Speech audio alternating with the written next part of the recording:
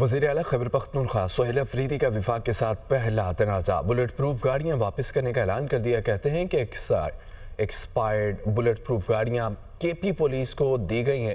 یہ خیبر پختونخوا پولیس کی تضحیق ہے، اس لیے گاڑیاں واپس کر رہے ہیں۔